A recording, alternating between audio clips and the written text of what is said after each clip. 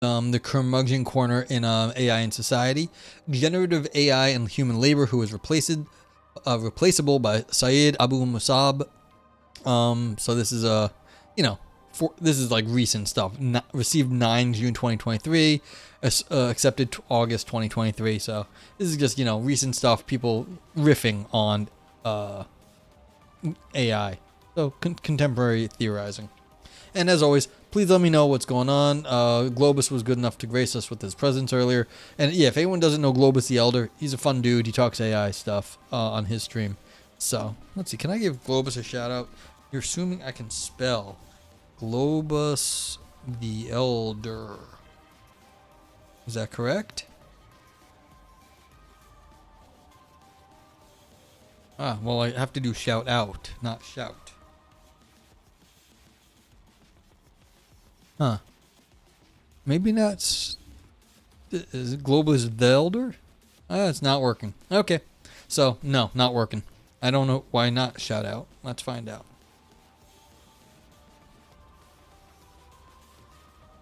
Because there's...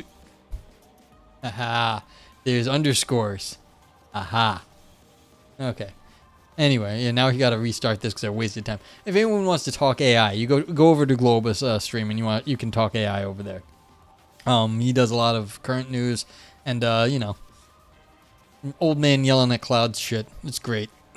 So yeah, AI in Society, Curmudgeon Corner, where they riff on this, is by Syed Abu Musab, generative AI and human labor, who is replaceable. And as always, please feel free to comment along the way. We're just trying to figure out what they have to say. My first time reading it too.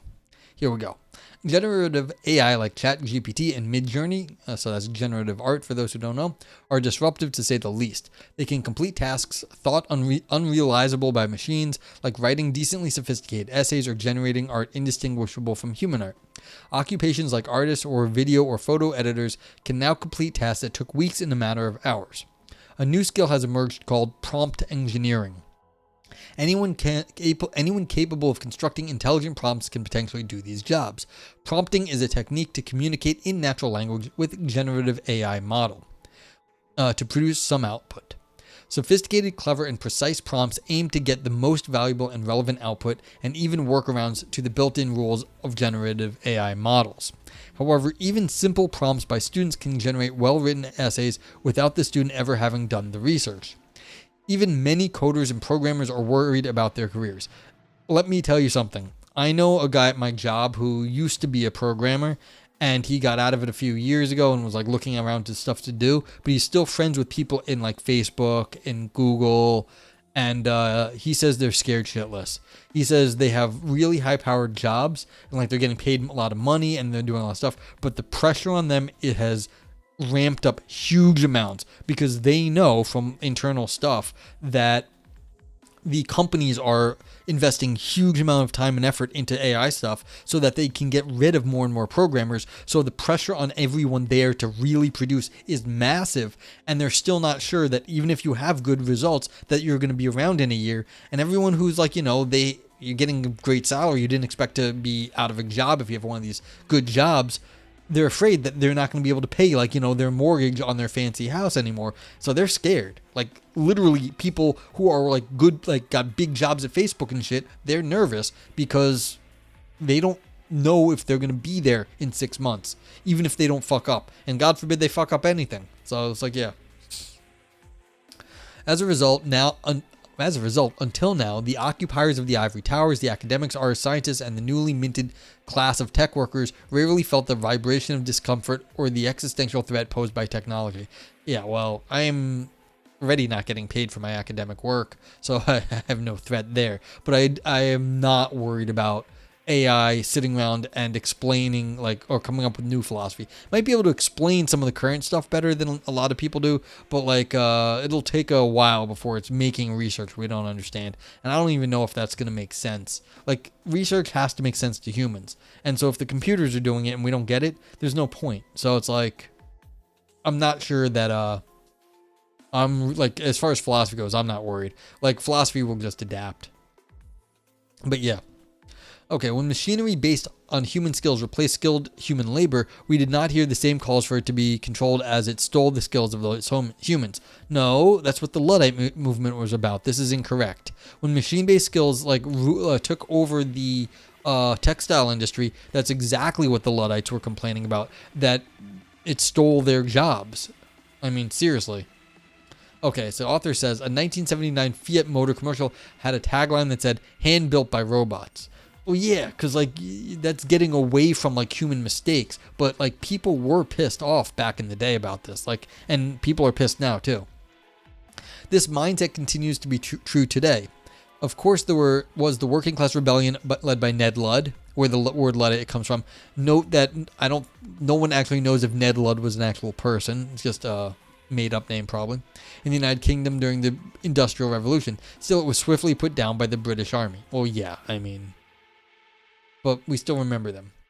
Okay, when technology came for the jobs of the working class, other than the people it affected, the resounding chorus among the elite was retrain continuing education, or it is inevitable. Yeah, this is bullshit. But like, this is what the rich people say. Oh, it's your problem, not ours. You have to go change, not us. Or you should have known better. It's just, blaming other people. The answer to blue-collar workers was and continues to be similar. Many physical labor jobs and assembly line work have been replaced with robots, and banks continue to replace tellers with smart teller machines. Yeah, ATMs, automated teller machine. That's what an ATM is. The claim is that it is inevitable for technology to replace low-skilled workers. Now, the classist nature of the arguments in favor of the artists and writers versus what we derogatorily sometimes refer to as low-skilled labor is hard to miss. If the artists, the writers, and the academics are the occupiers of the luxury parlor suites on the Titanic, the blue-collar workers are the stokers.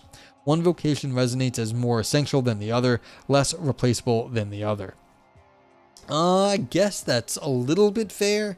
But I mean, there should be some solidarity here, between, like, is this really there's definitely classism going on, but I mean, academics nowadays are not that rich. So it's like, I feel like academics, maybe the tech workers, yeah, like they feel like, we're the tech class, we should be getting paid.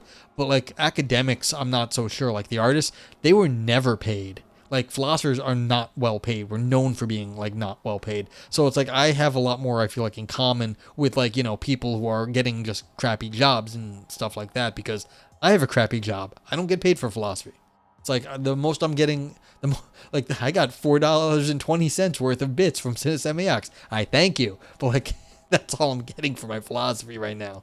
So it's like, yeah. So it's like, I don't know if this is exactly fair.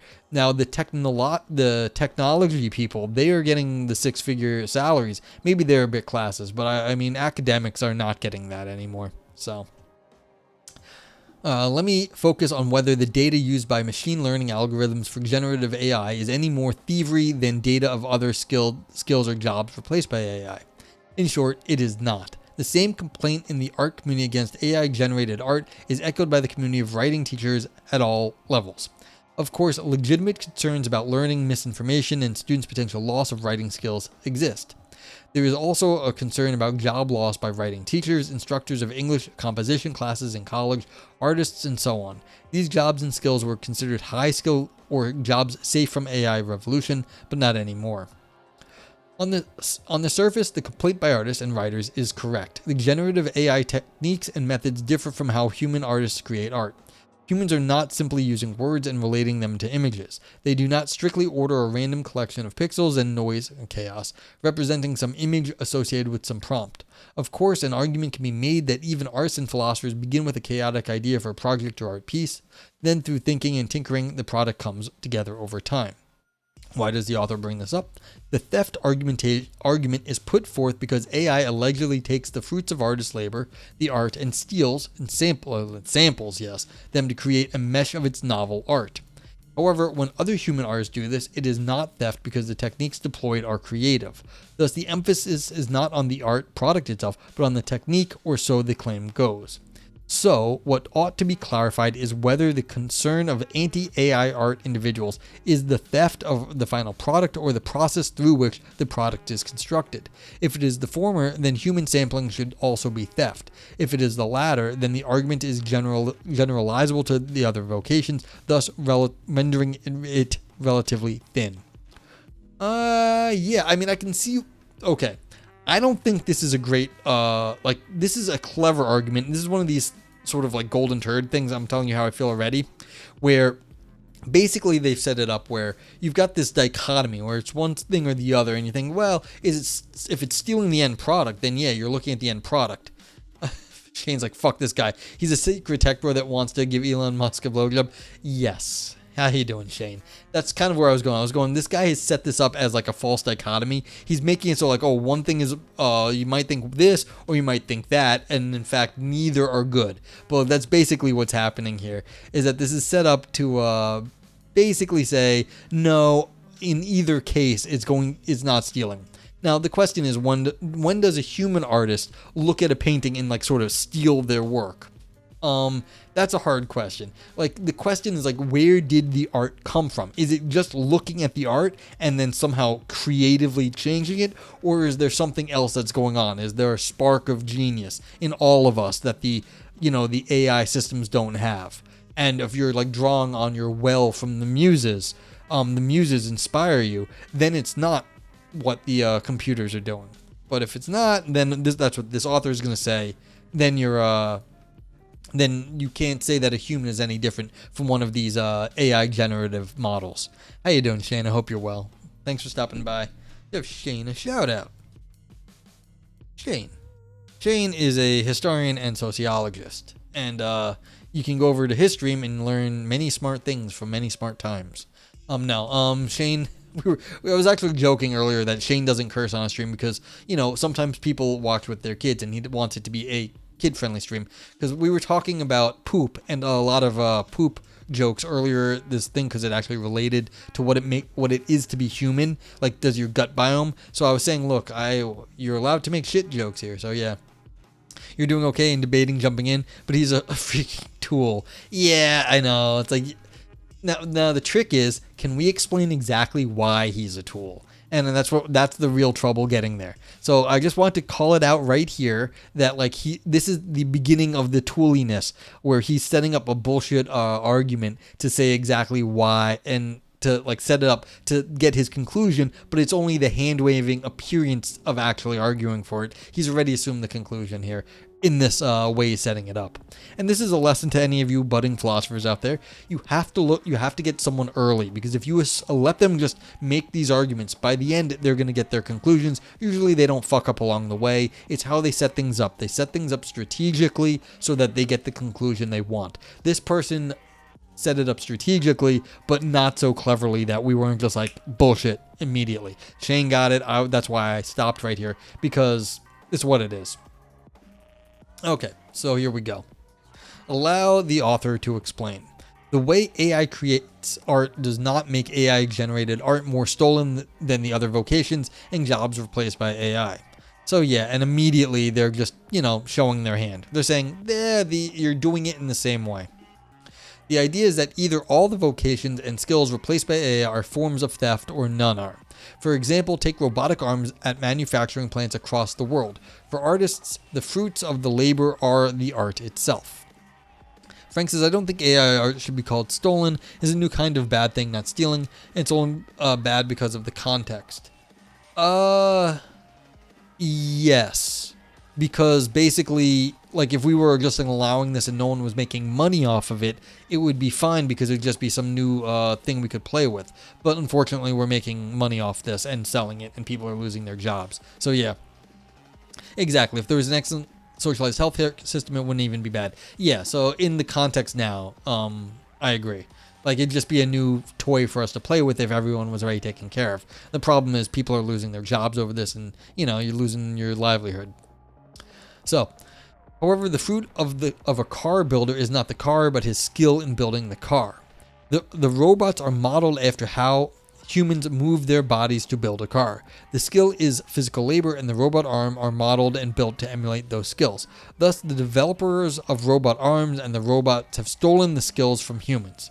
We seem to be more or less okay with this transition. See, again, this is what the Luddites were fighting. No, we were not always okay with this. We may accept it as, like, you know, in current society, but like that's not really true.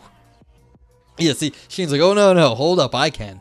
Yeah, his ultimate point that he's going to get to is that people today are worried about AI, and ultimately people that are clutching at pearls and refusing to embrace change. And he's assuming that he has a position of authority on the topic because he's got turned down by the art student that he asked out at in his mid-tier liberal arts college in his freshman year.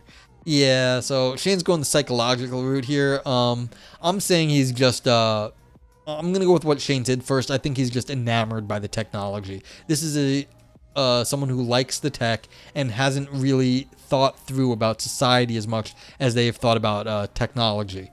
And so maybe that's stemming from the rejection from the art student when he was in a liberal arts college many years ago. But I'm just going to go with that. So it may be the case. I just don't know the history as well as Shane. Yeah. Yes, Shane. And by the way, one of the things about me is that I actually think ad hominem is not always not always a fallacy. In the right circumstances, it is the correct thing to do is to insult the person.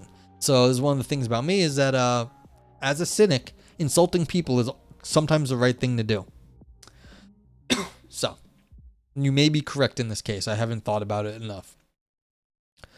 Yeah, so the developer of robot arms and the robot have stolen these skills from humans. Yes, and that's a bad thing in terms for the people who used to build cars. We seem to be more or less okay with this transition. Not necessarily. You are okay with it, author. Us, the rest of us, are not as easy to please. Let's go with that. Or just like, we're not just, and nothing against licking boots, but this author is kind of a tech bootlicker. If that's your fetish, then it's okay, but not when it's the way the author is doing it. Even when workers complained that these machines were an existential threat to their vocation, the robot car builder was promoted as the tool for a prosperous future. That's capitalism. That's not inevitable. That doesn't have to be this way. Capitalism, author, not necessarily prosperous future. According to whom? The capitalists' prosperous future, not the workers. I suspect this example is not satisfactory to some. No, it isn't. We seem to place a higher value on intellectual skill over physical labor. Yeah, sometimes, but yes. Take another example that involves not physical but intellectual work. Okay. Several examples here can make my point, from replacing bank tellers to fast food workers and future truck drivers. Nevertheless, take for example fitness trainers or personal trainers. Virtual or live streaming trainers have recently gained popularity. You have the Peloton mirror thingies. For now, those trainers are real people. Very soon, the trainers will be AI-generated avatars made to look just like human beings. Dude. When the Wii came out, there was something called Wii Fit that had, mannequin-looking things. And people lost their minds over the Wii Fit. You don't have to be like future. That was in the past. We had this. Nintendo made it. It was one of their top-selling game in quotes that year. Shane says the functional difference between a robot that welds car frames is that the robot that welds car frames was not trained by a learning model that scraped intellectual property off the internet in order to develop its programming. Yeah, someone was paid, although probably not enough, for teaching the robot how to do it. But yeah, that's fair. So, I mean, there's a difference there. Someone did get compensated for figuring out how to make the robot move back in the day. The stuff that gets scraped off the internet, those artists are not getting paid. And there was there's other problems. We'll get into other problems when we get there.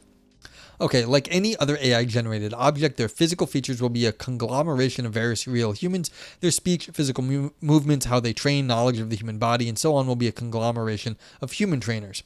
Suppose we generalize the claim that AI art is theft, or AI text is plagiarism or theft. In that case, AI trainers are similarly guilty. Yes. Because unless they got paid, then those people got paid. The existential risk to artists and to the writing profession is also true in the AI trainer case, if not more severe. I suspect that people are less likely to care or notice whether the trainer is an AI or an actual human. You might not share this intuition, you might care, and I am glad. That means we are on the same side. However, if your attitude and intuition differ, it highlights my point. We as a people, oh, now this person's just muddying the water. Oh, come on, man. Come on, man. This is, yeah.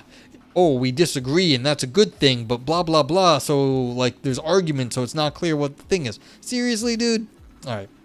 We as a people have already drawn some lines that AI cannot cross. These lines seem to be motivated by social and intellectual boundaries. The boundaries delineate social classes based on skills regarded as sacred as opposed to skills perceived as replaceable. Really? When did we do this? When did we ever fucking protect people? Like, really? What? I mean, just because there's new outrage doesn't mean we've protected anyone. No one's protected right now. No one. What's this author even making up? Alright, continuing. At worst, people we deem replaceable. To me, academics, artists, poets, and so on are just like so many others whom AI has or is replacing. Many of us regarded the replacement of low-skilled workers as inevitable or expected. You said this. You are a jerk, our author, not us. The rest of us are like, not so cool with that. I was saying earlier in stream that my grandma was a communist and got like screwed over by the government for this. Like, she was against all the sort of like workers not getting screwed over by like big capitalist stuff. Like, this has been a long time coming. People being like, no, the low skilled workers, you shouldn't even call them low skilled. It's like, that's just bullshit. I mean, maybe the author felt that way, but it's like, no, dude. No, dude. Okay. Turns out so too are we. Yeah, well, now you finally, at the end, are starting to realize solidarity. Took you long enough. We, the occupiers of the ivory tower, thought our skills were uniquely human and unreachable by technology. Unfortunately, technology's new weapon, the transformer, is replacing the ivory bricks of our tower with data. Yeah, so now all of a sudden, when it affects you, you can feel bad about it. See, this is the old bullshit. You thought you were special, and until it affected you, you didn't care about how it affected other people. That's not nice. Okay, as for our economic future with generative AI, there are two ways to think about it. First, the optimist might see the instantiation of the old promise of a work-free world. AI will do almost all the jobs for us, and we all receive universal payments to live a life of leisure. Yeah, Shane says he doesn't care. Wait for the empathetic bait and switch. Exactly. And I'm pretty sure you're going to call what's coming up right now. Generative AI today in the next decade will be replaced by more sophisticated AI. As we get closer to the AI systems capable of doing general tasks and not specialized models for particular tasks, far more jobs will disappear. However, in this optimistic world, the powers that be compensate the people for their lost wages. Or, unlike the unfortunate blue-collar workers of the past, ignored and tossed aside, the writers, artists, and all others affected by generative AI are louder and carry more influence over the narrative. As a result, the pressure may cause policy changes, which have occurred to some extent, to hinder or alter the progress of AI. See, again, just look at this, the way this is set up. Hinder or alter the progress of AI. There is no guarantee that AI is going to go in one direction. This person is assuming that it's going to take over everything. They've already given up the ghost here. There is no guarantee that all these things are going to happen. They're just assuming this is already the position that technology is going to eat everything. It's like, that's not necessarily true. Okay. In this future, the progress of AI is coupled with social, economic, and ethical concerns of society. For example, imagine the current AI progress as a train engine barreling down the tracks at full speed. However, because of social movements, regulation, pushback from society, we attach freight cars of ethics, economic concerns, and legal regulations not to slow it down, but to minimize the negative impacts on the various stakeholders. Again, see, it's funny, this person's metaphor, they couldn't even get a good metaphor right because they obviously are slowing it down. That's obviously what you're adding to a barreling train to slow it down. So this person, I'm not even... It's yes, we went from someone who made very clever sentences in our previous paper, and now we've got someone who is a little bit more ham-handed. And I'm not surprised that this person is afraid that the AI is a better writer than them. The AI probably is a better writer than this person. You should have asked for a better example than a barreling train when you put this through ChatGPT, author. Alright, let's finish this up. In the second and pessimistic view, imagine a not-so-kind future in an uncontrolled capitalistic society. Why do we have to imagine that? People whose jobs are limited by AI will have little to no help. As the AI gets more sophisticated and displaces more workers and obsolete versions of itself, people will be left to fend for themselves. Their plight for regulating AI or not leaving them behind will be brushed aside. We will likely continue to hear that the jobs lost because of AI will be more than made up for the jobs created by AI. The ones affected are unfortunate casualties of AI progress. In the coming generations, careers like AI designers, programmers, modelers, and others capable of improving AI will be secure, but only for a short time. Still, the rest who cannot or do not want to work for the lords of Silicon Valley, Bangalore, or Shenzhen will be left behind. The question of whether this progress is sustainable is an open question. No, it's not an open question. Like, well, they said a reviewer said that, but like, why would that be an open question? Like, there's no way that unregulated AI and capitalism is going to work forever. Like, that's just nuts, but okay. So the author ends. So what of the question I start with? Generative AI and human labor, who is replaceable? Increasingly, the answer it appears to be everyone. However, the hope is that the future of human labor lies somewhere between the two scenarios at the very least. Shucks. We started with a good philosophy paper and we ended with a crappy philosophy paper today. I mean, granted it was short and this is Curmudgeon Corner. They're allowed to do this here, but like, and there it is, yeah. Empathetic bait and switch. As Shane called it. It's like, what can we do? Yeah, oh, it's hopeful. No, this is not even hopeful to me. This is just like poorly argued. So it's just like, where's the hope here? We have one where we've got like we're barreling down the railway with like an overpowered locomotive and we're barely trying to slow it down, and the other one is we just can't slow it down. That's like, okay. So yeah. That's funny though. So but here's the real question. Who is replaceable between generative AI and human labor? The answer is capitalism and like the society in general. We have to shift society. We can't have either of the things that this person thinks is going to happen because neither of them work. And so we're going to have to do something else. Now, the way things are set up at the moment, it's not looking like there's a good way to go, but what's up? Thanatos. Oh, AI is going to take our jobs. Like finance didn't take everything already. This is what I'm saying. Like, this person is this is really the issue, and welcome in. The issue is that this person, this author, had assumed that they were safe in their academic position, and really they were making the classist point, like where they thought they were making a good, like, oh, society thought like our jobs were different from other people's jobs. No, this author thought they were better than the blue-collar worker.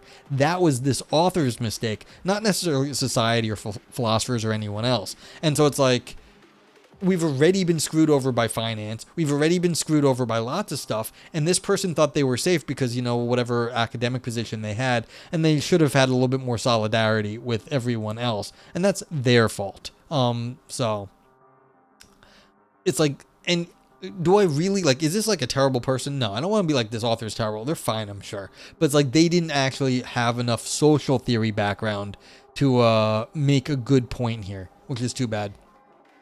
The author was at least closer to Elon than the average assembly line worker. Yeah, by far. By far. And so that's the thing. So you're trying to get, trying to get published. Well, this is, again, AI in society. This is what they do. They have a Curmudgeon Corner. Quality varies here. We've had some real fun little ones. We've had some not so good ones. Last time we read one, it was okay. This one, I think, is a little bit worse. Yeah, exactly. Science is a market too. And so this person didn't understand that academia really is more, the only people who thought they were at the top were the tech bros, and now the tech bros are scared too because the technology is eating their jobs. And that's basically it. It's like, and so this person didn't think it was coming for them, and then they realized it's the old, God, what's that quote? Like, at first it came for these people, and I didn't speak up because I wasn't one of them. And then the Nazis came for these people, I didn't speak up because I wasn't one of them. And finally, then they came for me, and there was no one left to speak up. It's like, yeah, dude, you should have had more solidarity. So, yeah. So this person could have used a little bit more historical and social consciousness. But other than that, like, as far as a curmudgeon corner, they presented their idea and that was it. And, you know, that's cool. Okay, but that's it for now, I guess. Let's give this a little rating. Yeah. Jane, the good quote. First, they came for the socialists, and I did not speak up because I was not a socialist. Then they came for the trade unionists, and I did not speak out because I was not a trade unionist. Then they came for the Jews, and I didn't speak out because I was not a Jew. Then they came for me, and there was no one left to speak for me. See, that's interesting. I had forgotten the first people were the socialists and the trade unionists. These are the people protecting the jobs. And it's like, that's exactly what this person has missed out on. So yeah. You're in academia too. You're doing a PhD in AI neuroscience. Well, welcome in. I don't know where you found me from, but like, if you was just thing, there's a few of us philosophers here. Like, I talk philosophy on my stream. We read papers and we discuss them and we see what they are, if they're any good. We just read a popular piece by a philosopher of biology a little while ago on stream. I thought it was very good. This one was on AI. Not as good. But I mean, if you're interested in this stuff, we've got a lot of smart people in chat. Shane McInnes is here. He talks, he does history and sociology. If you're on the AI philosophy side, Kali Oxenfree is a linguistic streamer. Then we've got some other philosophers, Evolve Yourself, TV. There's the Ask a Philosopher people, Ivan Neal, who does science. He's a PhD in physics and talks rationality in science. Your meta philosophy works on the subject of BCIs. What's BCI? I don't know the acronym. But yeah, anyway, what we get to do is we get to rate this paper now. And this one is going to get... What are we going to get? Brain-computer interfaces. Oh, fun. That's good. I mean, we were discussing extended mind theory in the previous paper, where basically, what is it to be human? And like, do you count like the technology we add to our lives as something that makes our brain bigger, basically? Shane says, I always end up in Ivan's channel making horrible arguments that are difficult to explain in text. Yeah, explaining philosophy in Twitch is really difficult, and it's hard to do. Yeah, and so to finish up the point to Thanatos, I guess we'll call person. If you have a preferred way to say your name, let me know. It's like, yeah, is your phone part of your like brain at this point? Oh, thank you for the follow. Yeah, so... Yeah, so let's give this a little rating. We're going to give this a vote nay, because vote nay. Let's give this a golden turd. We're going to do that. Nog turd. And, yeah, I think that's basically all there is to say about this one. It's just not, it had good intentions. It did not pull them off in the right way because the person's background was a little shaky. That's all right. You know, I'm not hating on this person. It's just not for me. If you're like coming at this from the AI side of things, you might be like closer to this person to begin with, and then might actually consider this to be kind of interesting because you're thinking, well, what exactly is the AI keying off of? If you're looking at the AI keying off of like, well, is it stealing stuff? And the answer, if you're just looking at how does it key off art, then, well, it's keying off art the same way we key off art. We look at art and then we, consider it and then we do stuff. If you think about how we actually do things of meaning in our lives, that's not how art gets made. You have other ideas going into it. You have your whole life going into your art. The AI is just keying off the art. The human is bringing their life experience to it. It's not the same sort of thing. Yeah. Bootlick, yeah, no. So it's not. This is one of these things.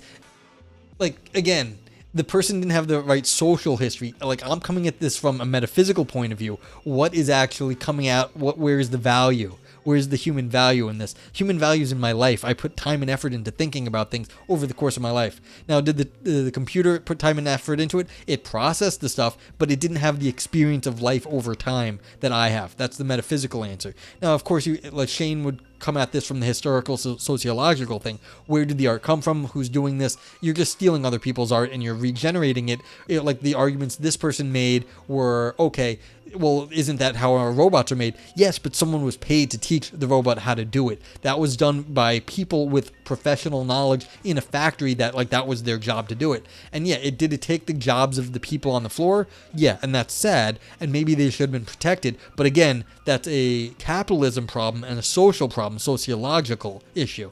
And so it's like you think about it that way, then you might have more criticism. You'd love to resurrect John Stuart Mill and have him go at AI art. Yeah, I mean, John Stuart Mill was pretty solid. Frank says, what do you call something that isn't art but that most people mistake for being art?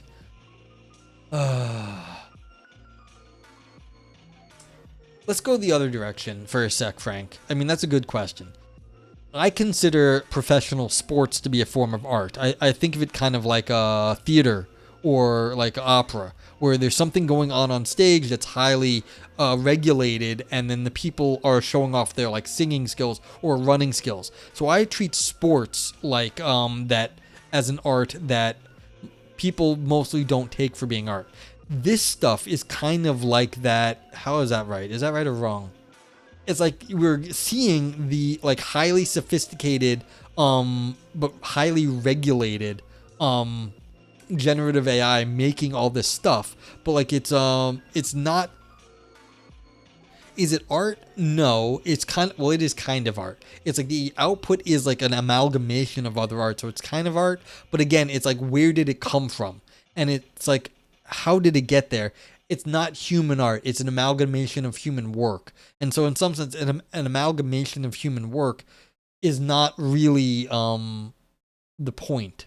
And so like that's kind of what it is. I guess it's amalgam. So I'm trying to just think through it. Yeah. Dinosaur says exactly more societal problem, capitalism. Same thing happened with machinery. Yeah, AI generated art. Yeah, I think of it as more of an amalgam, which is not the same thing. So it's like things that, you know when sometimes people say the most beautiful thing, and it's Heraclitus made this point too, most beautiful thing is things randomly thrown together. Well, this is not randomly thrown together, but people, fall upon things that are very beautiful. And it's like, that's not art. That might be natural beauty, but that's not the same thing. Hey, MDD, what's up? AI is really cool at making flashy art, think computer screens or painting your house, but it's going to struggle when you're looking for real depth, other than the random oddball here or there. Yeah, I mean, if something lands because it's dumb luck, that's good. But when someone makes an art because they have like life experience and that was what they were putting into it, then it's not dumb luck. That was on purpose, Yeah, so Frank says, his intent and or is communicating something about a viewpoint. Yeah, that's what point I've been making. So auto-tune is an art, but people mistake it for art. Yeah, I mean, it's not good singing. If you do it well, of course, you could make like electronic art, which I consider auto-tune to be an electronic art, like, some sort of like, electronic music. If you do it in a artistic way, that's good. If you're faking that you can sing through auto-tune, then you're just faking the singing, and that's not. Yeah, more of a tool. I think I will be certain that I will see it as an AI art and think it is art. Yeah, it's easy to fool humans, but like that's not a big deal. I'm thinking that for a long time actually. I'm thinking that soon enough we're going to start to see AI art as gimmicky. Like we'll be able to see it like in video games. Like you go back to the same NPCs, it'll have the same stock things that they say, and if you go back to them enough, they'll start repeating themselves. And now what they're starting to do is they're going to put AI into the video games, so the people will say new things every time in slightly different ways. But again, it'll get sort of canny. You'll know exactly what kind of thing they're saying. It won't be on a loop. It'll just be the same very sort of thing, and we'll get tired of it. And it'll just take a little longer. Yeah.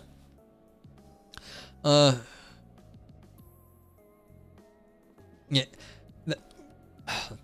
Can we say it's art if it's empty of feelings and purpose? Well, there's bad art and it's still art. And so people make art with shitty, not really good purpose. So of course we could say it's kind of like bad art because it has no purpose, but you don't want it. You want the people to encourage people. So it's like they just maybe haven't captured anything particularly interesting about the human experience when someone does it with intention. Of course, if you're just throwing paint on a canvas with no intention and you're calling it art, then it's like not really. And that's been done with intention before to make art of that sort. But like if you take the human element out of it, then it really doesn't mean anything to us. It's more just like nature. And like the nature, of course, could be beautiful, it could be ugly, whatever it is, but it's not really art.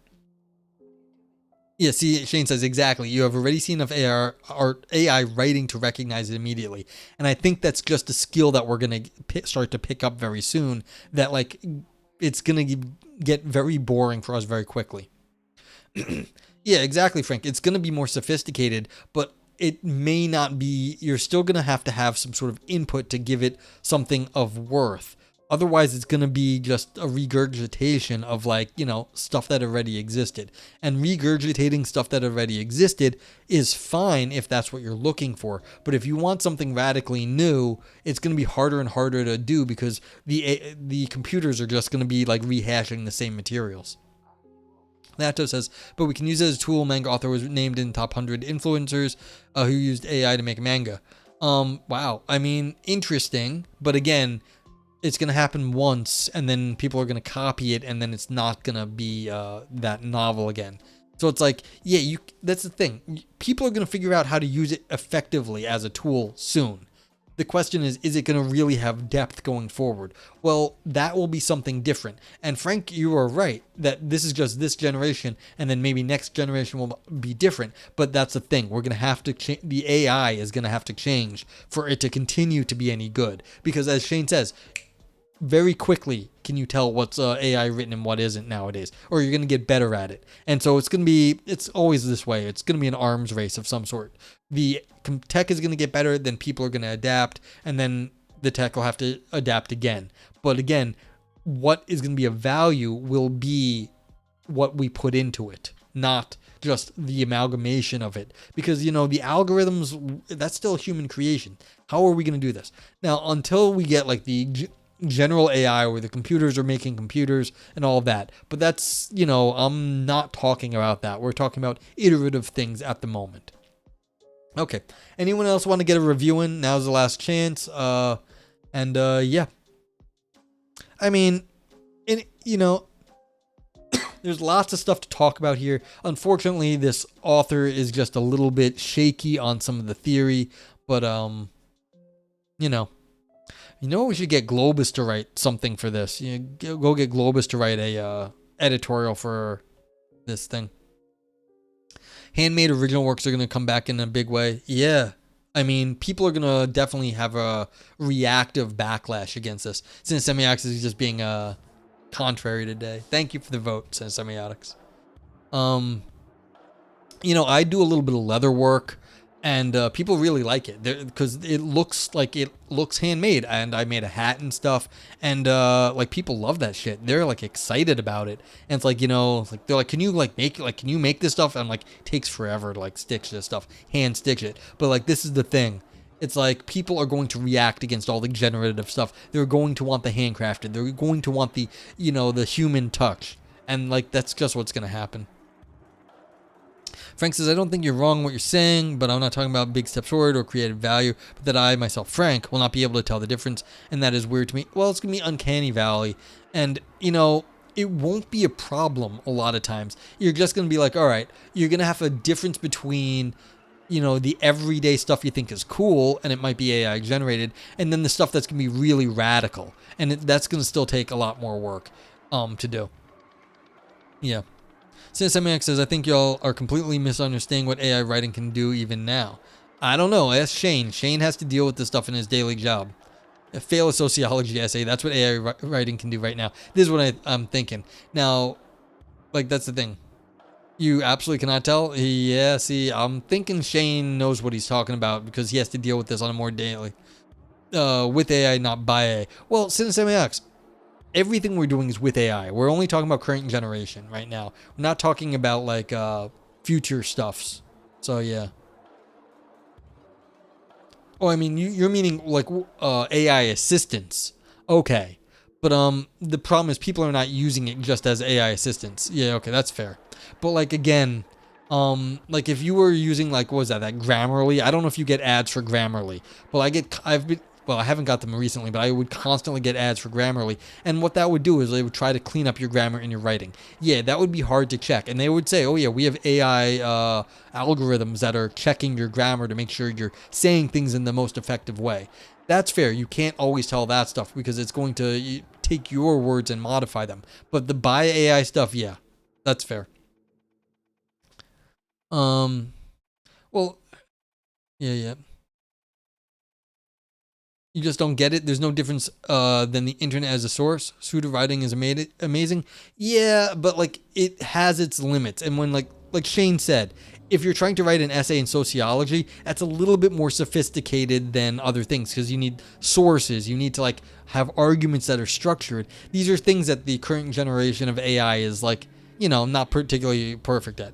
No, I know you're an artist, and believe me, I love it when you do the AI art here. It's awesome. But like the writing, in some sense, can you tell the difference between like AI art and not AI art? Quite often you can tell. And same with the writing. And it's like, yeah. And that doesn't make it bad, but can you tell the difference? Yes. Like soon enough. So you don't think you're talking carefully about this? Okay. Well, how are we not? Like the question here is only talking. Can we tell the difference between AI and not AI? Currently, usually you can tell. Soon enough, we won't be able to. Even found art can be very good examples of art by curation. Yes, I'm not saying it's not, but again, the curation there is something different. And maybe that's where you have a good point, where the AI art, the generative AI, is more art by curation. You're giving it a prompt and then it's curating for you. That's fair, but again, where's the curation coming from? Is it the prompt, or is it just the AI being a very good search engine at that point? Can I tell you where I use a thesaurus if you want to? Shane says it's different than researching. In researching, you go find stuff and synthesize a new idea on your own. Dumping stuff in ChatGPT and then copy pasting it into an answer blank requires no synthesis. Yeah, I mean, no one's learning. That's clear. Frank says, I don't think AI could write the first paper of the night, but probably could write the second. Yeah, and see, this is the thing. It's like there's still levels of quality we're not at yet with this stuff. And I think it's like this person saying, oh, they're afraid they're going to lose their job as an academic. It's like, yeah, some of them are. But yeah. Okay. No, we know it's very hard to explain complicated things in the Twitch stuff. No, of course it does not write anything. It takes other people's writing and then sort of resynthesizing it depending on what they think the next word should be according to the algorithm. That's what the large language model does, is it predicts the next word based on the prior words and some algorithms given the inputs. But yes, it does not write anything. But it, again, then if you're saying it does not write anything, then what is it doing? What is it doing if it does not paint? What is it doing if it does not write? If it's not making art, then it's not making art in any way we know how. It is just doing some algorithmic thing, which is cool too, but that's not the same. Yeah. Nato says, yes, it is pre-trained to predict the next work, then fine-tuned by human feedback. Yeah. I mean, I don't think we have a disagreement on how the large language models work. That I think is pretty standard, or pretty well known in the abstract at least. The question is, can we tell the difference at the moment? And I think there's limitations to what these large language models or the AI art generation can do at this point. And the way it works by predicting little bits into the future and like little bits on like how to change things, I don't think that's got the same sort of history that a human does. It has a history of looking at these machines have a history of looking at art that people have made, but it does not understand the human experience, and therefore it does not make things that will bring something new to the table. It's just an amalgamation of things that existed, which of course that's what other people are looking at, but then they bring their own experience to that. It's not the same. So yeah, there's human history, there's personal history, which is unique. And like, is that what a seed is in a computer? It's not the same. I mean, there's no history there. You're just loading in more data from, some source. It doesn't have the experience over time.